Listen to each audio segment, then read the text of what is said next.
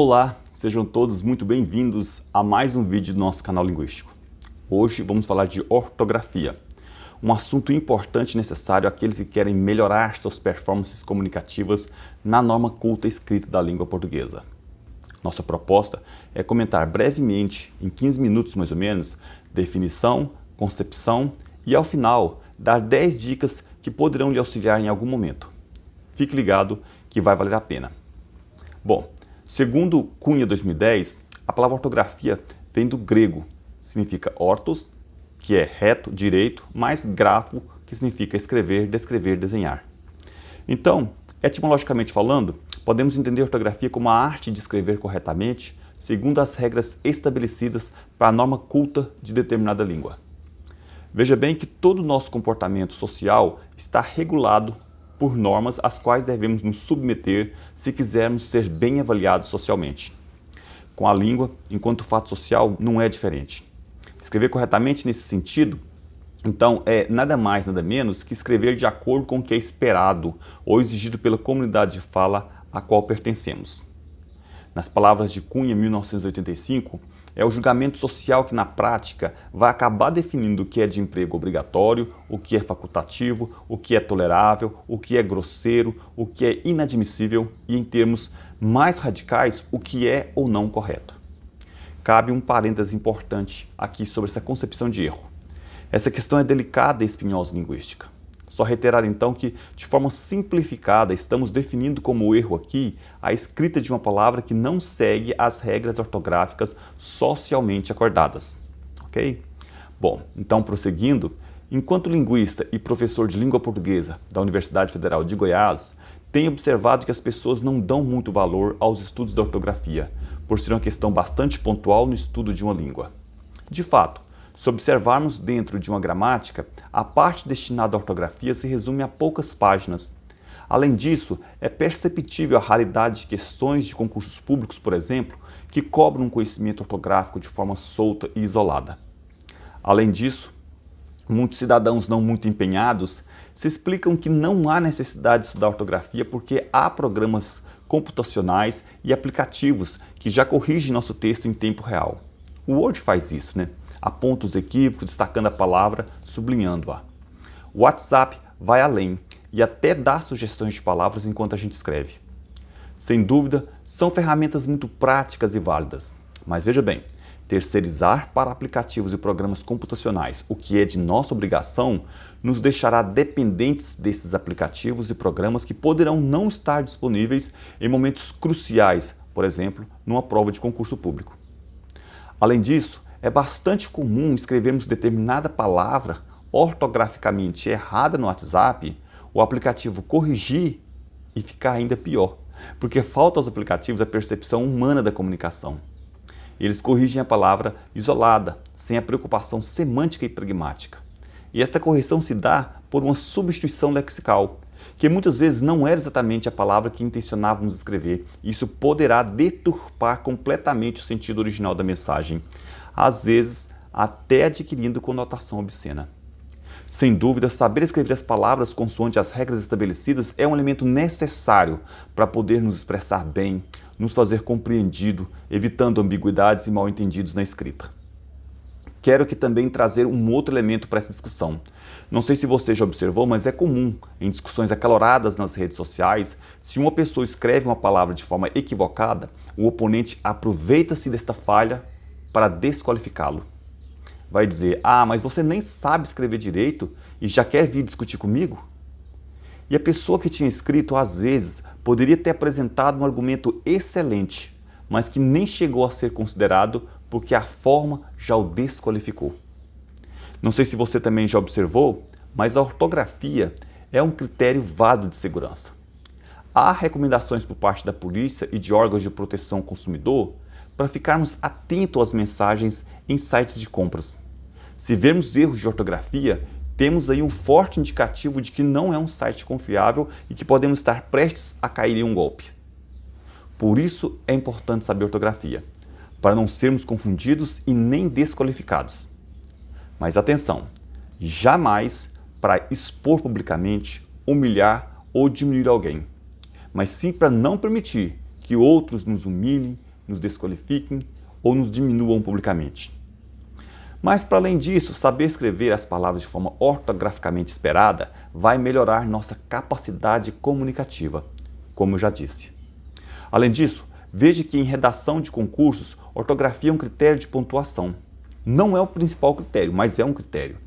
A quantidade de equívocos ortográficos não zera a redação, mas com certeza impacta na nota final do candidato. Observe ainda que no espaço acadêmico, um bom orientador jamais deixaria um trabalho de conclusão de curso ir para uma banca de defesa com erros de ortografia. Seria um desgaste desnecessário não realizar uma revisão acurada e cuidadosa do texto. Então, acho que já temos motivos suficientes para estudar um pouco sobre esse assunto, né?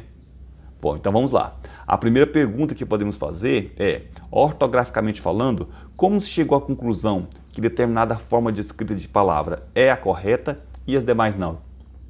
Bom, em linhas gerais, há 3 formas para definir a escrita de uma palavra numa língua: por etimologia, por convenção e por acordos.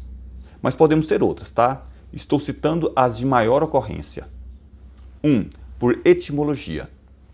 Nas Palavras de Moraes, 1813, a etimologia pode ser compreendida como a origem, raiz e princípio de onde se deriva alguma palavra. Para compreendermos esse ponto, vamos partir do princípio que a língua não é algo estático. Pelo contrário, a língua é dinâmica e está em constante processo de mudança. Há vários fatores que contribuem para a mudança de uma língua. Por exemplo, guerras, acordos comerciais, tecnologia, turismo, redes sociais, enfim, tudo que propicia contato entre falantes, entre culturas, contribui para o processo de mudança. Uma das mudanças mais rápidas e fáceis de serem percebidas pelos falantes são as lexicais, ou seja, as palavras que trocamos entre línguas. Geralmente, quando pegamos palavras emprestadas de outra língua, elas são adaptadas às regras fonológicas e morfológicas de nossa língua, mas outras têm sua estrutura original mantida. Então, quando se pergunta por que determinada palavra se escreve de determinada forma, uma das possíveis respostas pode estar na etimologia, ou seja, se escreve assim porque é uma herança de determinada língua e naquela língua se escrevia assim. No português, você vai encontrar inúmeros exemplos oriundos principalmente das línguas românicas, que são línguas irmãs do português: o romeno, o sardo, o catalão, o galego, o provençal, mas principalmente das neolatinas: francês, espanhol e italiano. Também de outras línguas indígenas, que hoje no Brasil são mais de 200, que junto com as línguas africanas e de muitos outros migrantes, contribuem para o nosso léxico da gastronomia, do vestuário, dos topônimos e por aí vai. E do inglês, claro, principalmente após o advento da internet. Em minha tese de doutorado, por exemplo, procurei evidenciar a grande quantidade de palavras e expressões latinas que ainda sobrevivem no português, principalmente no discurso religioso. Mas também podemos ver essas ocorrências no discurso jurídico, no científico, como os nossos colegas pesquisadores e advogados são testemunhas. O segundo ponto, por convenção. Bom, para início de conversa, vamos ressaltar que a escrita, por si só, já é uma convenção. Mas em termos pontuais, podemos perceber, por exemplo, que convencionou-se no português que palavras de origem tupi, africana e árabe devem ser escritas com J e não com G. Também é preciso recordar que, historicamente, diversas outras palavras assumiram determinada forma escrita porque tiveram suas estruturas consagradas pelo uso. Geralmente são palavras retiradas dos cânones da literatura, escrita pelos grandes jornalistas, poetas e pensadores de determinada época, e que passou a ser aceita pela maioria por terem sido escolhida, no imaginário popular, por pessoas que tinham credenciais para tal. Eram, digamos, autoridades no assunto. Então, se aquele célebre escritor escreveu assim, é porque é assim que deve ser. O terceiro ponto, por acordos. Referem-se àquelas palavras que tiveram suas formas decididas por países falantes de determinada língua, que buscando uma aproximação e uma melhor compreensão entre si, definiram regras comuns de escritas de determinadas palavras. A língua portuguesa passou por diversos acordos ortográficos em sua história, sendo os mais importantes para o Brasil o de 1943-1944, o de 1971 e o de 2008, mais recente envolvendo Angola, Brasil, Cabo Verde, Guiné-Bissau, Moçambique, Portugal, São Tomé e Príncipe. Bom, é interessante conhecer o itinerário que a palavra percorreu até chegar aqui, Eu, por exemplo, adoro linguística histórica, mas o mais importante, pragmaticamente falando, é saber escrevê-la corretamente segundo as regras ortográficas vigentes. Vou então, nesta parte final do vídeo, dar 10 dicas que poderão te auxiliar de alguma forma. Dica número 1. Leia sempre. Geralmente, todo bom leitor é um bom escritor. Mas leia textos que tenham qualidade, pois a tendência é reproduzirmos na escrita a qualidade de nossas leituras. Dica número 2. Leia textos diversificados. Quantos mais textos de áreas diferentes lemos, mais novas palavras conhecemos e incorporamos ao nosso repertório lexical. Dica número 3. Faça anotações. Assim que você descobrir a ortografia de determinada palavra, escreva. Se você ler, você aprende, mas se você ler e escrever, a capacidade de absorção se torna ainda maior. Dica número 4. Formule novas frases com a palavra que você aprendeu. Isso ajuda não apenas a compreender a forma, mas também o contexto de uso. Ajuda, enfim, a incorporá-la melhor em seu repertório lexical. Dica número 5. Construa generalizações válidas a partir de derivações. Por exemplo, se você sabe que a palavra enxada se escreve com X, então todas as palavras derivadas dessa serão também escritas com X. Enxadão, enxadada, enxadinha.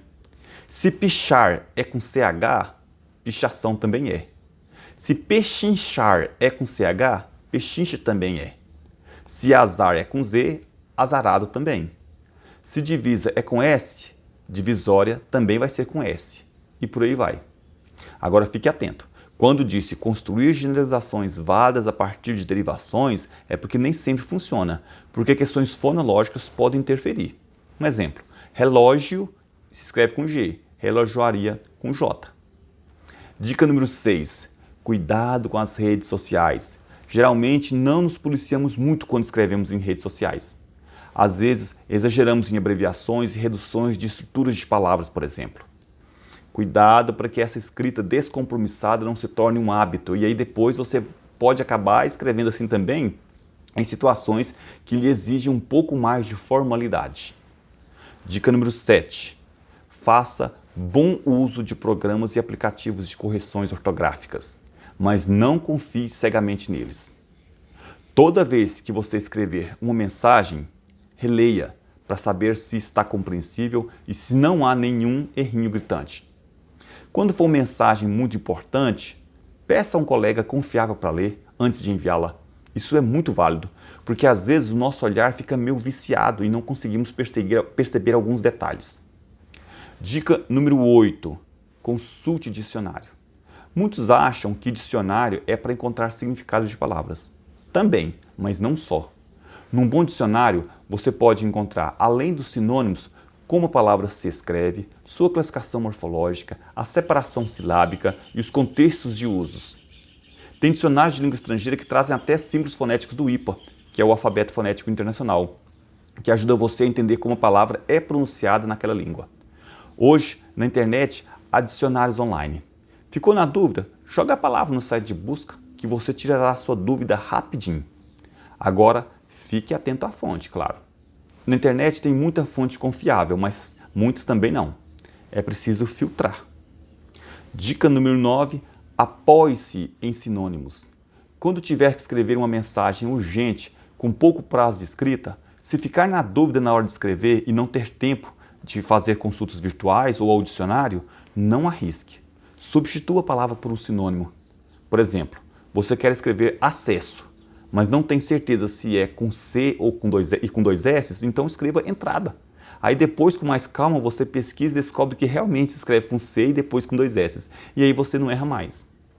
Dica número 10, não despreze o conteúdo gramatical. Quando tiver um tempinho, acesse uma boa gramática, um bom manual de gramática e estude. Não conte com a inspiração, conte com a transpiração. Sente e estude. Bom, por hoje é só. Mas vejam que foram 15 minutos bastante produtivos. Discutimos a importância de estudar a ortografia, vimos que ortografia são conceitos construídos etimologicamente, por convenções ou por acordos ortográficos, principalmente.